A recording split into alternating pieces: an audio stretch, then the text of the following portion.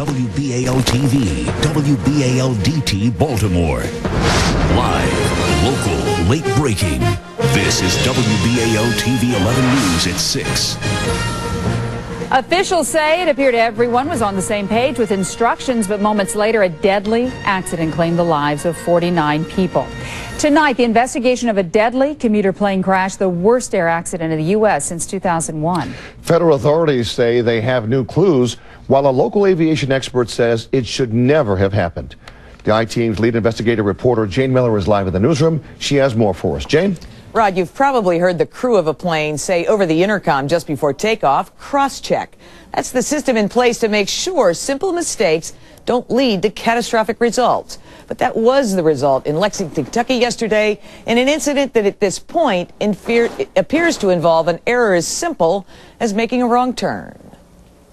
As investigators recovered the data recorders from Comair Flight 5191, the NTSB today said that both the plane's crew and the control tower were on the same page in terms of which runway the plane should have been on yesterday before the plane rumbled down the wrong runway.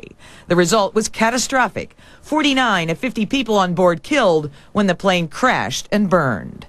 Air traffic control and the flight crew planned for a takeoff from runway 22.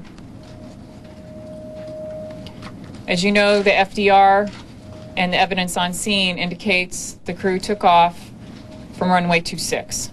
Runway 26 at the Lexington, Kentucky airport at a length of 3,500 feet is too short to handle a regional jet the size of the Comair plane. The question remains why the crew missed the proper runway, runway 22. There is no excuse for not being able to identify which runway you should be on. Towson attorney Keith Franz, an expert in aviation law, says avoiding such mistakes is why pilots and control towers go through a double check of all the basics before taking off. There is a variety of redundancy in the instructions and in the checklist of getting off the ground. Both pilots have to identify the runway. The tower has to identify that the place is on the proper runway. And unfortunately, none of that appears to have happened here. The shorter runway at Lexington does intersect with the longer runway, but runway signage and lighting should clearly distinguish them. Those elements are part of the NTSB's investigation. By contrast, at BWI Marshall Airport, a much larger airport, the layout is different. The two commercial runways at BWI, one at 9,500 feet in length, the other at 10,000 feet in length, are located here. The shorter general aviation runway at 5,000 feet in length is located here, north of the terminal area. There is no intersection at BWI between the runways of different lengths.